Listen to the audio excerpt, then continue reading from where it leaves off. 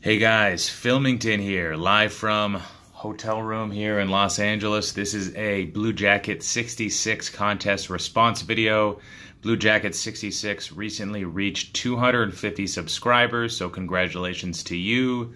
I just honestly subscribed within the last week or two to your channel, and I look forward to seeing more of your content. So far, so good. I like what I see. For one, I would love to have 250 subscribers. Right now I have 21 to this day, so hopefully I can get up to even the triple digits at some point. So Bluejacket 66, you had two asks. They were, first of all, who or what inspired me to start collecting baseball cards, and also what else do I collect other than baseball cards. So first of all, with who or what inspired me to collect baseball. Well, as a kid, I was just drawn to the sport. Even though I have a relatively short attention span, I always loved baseball. I always loved statistics. I always loved numbers. So just baseball was always a natural draw to me. Ken Griffey Jr., I had so many of his cards growing up. I think my mom threw them away, but definitely a binder of at least 100 cards for 12-year-old. That's kind of a big deal, and these were all Seattle Mariners before he even went to Cincinnati. So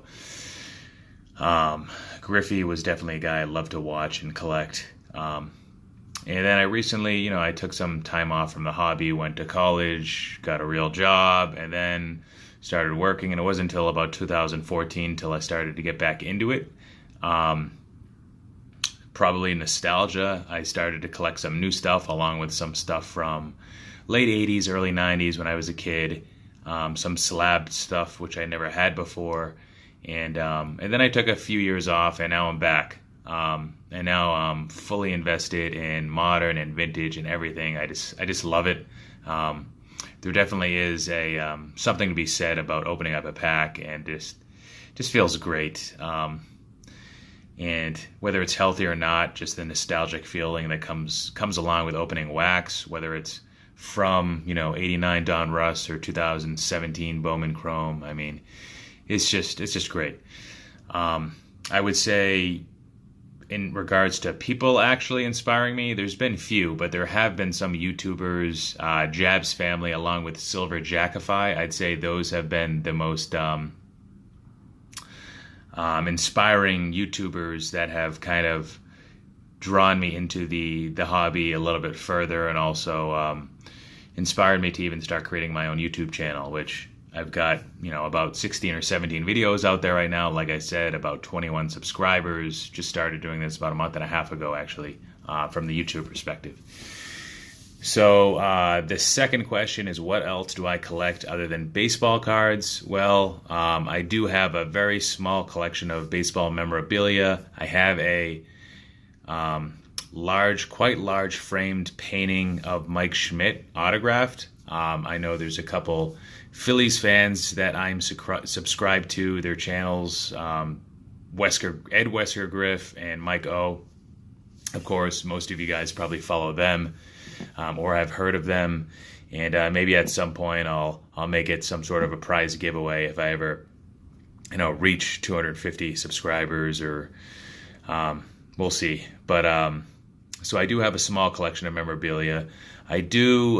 There are some other sports that I collect, and I'm in a hotel room right now, 3,000 miles away from where I live, so I don't have a whole lot to show.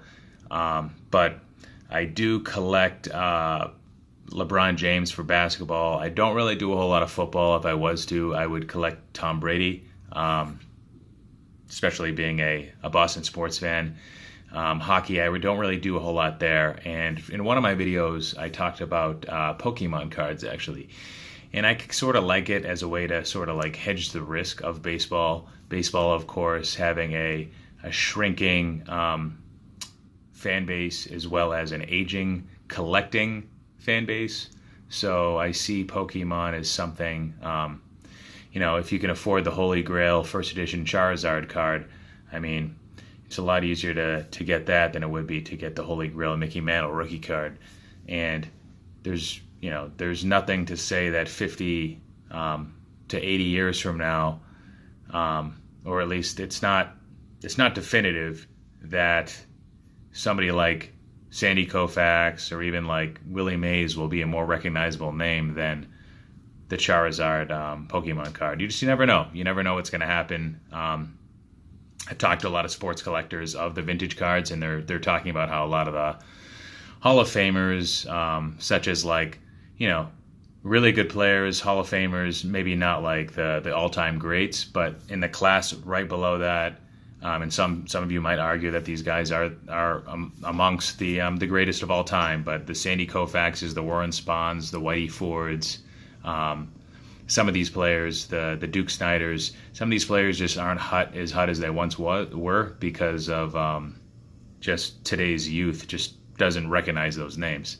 So just food for thought there. But there is one other thing I wanted to bring up, and that is Bluejacket 66 had mentioned that somebody should do something at the national show in regards to like people hanging out, something outside of just hanging out outside the hot dog stand. So I was actually going to volunteer to host something for Friday night, the night of the national in 2019 in Chicago. I will try to think of something, but I can take the reign on organizing that. So it's something where, since I only have 21 subscribers right now, I would probably need some help. I'll probably need to partner with somebody that has a few more subscribers, but I can definitely take on a lot of that work. And if it involves, a prize giveaway just to attract more people to come to this event, I'm thinking something like a dinner or a bar that's nearby. I know that area pretty well. I haven't been to the National before, to be honest, and it's something I'd have to work out with my wife. But I can definitely hold that. I have a brief history of event planning, so I can definitely take responsibility of that. So that is my video. Hope you like what you saw. Shoot me a comment. Let me know if you have any ideas.